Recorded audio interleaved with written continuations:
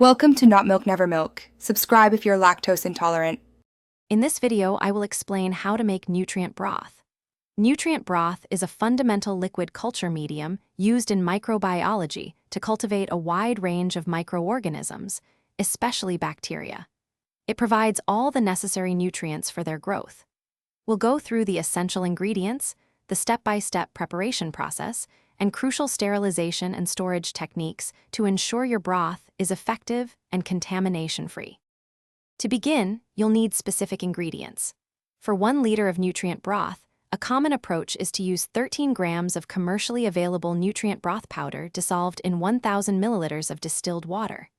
If preparing from individual components, combine 5 grams of peptone, 3 grams of beef extract, and 5 grams of sodium chloride. Peptone supplies vital nitrogen compounds, while beef extract provides carbon, vitamins, and other growth factors.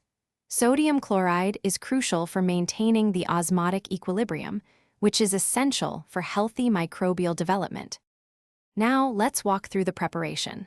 First, accurately weigh your chosen ingredients and add them to a clean flask with 1,000 milliliters of distilled water.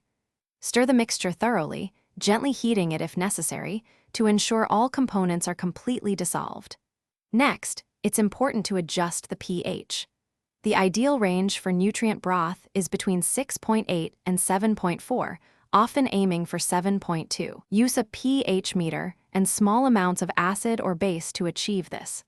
Finally, dispense the liquid into your desired containers, such as conical flasks or test tubes. The final, critical step is sterilization to prevent contamination.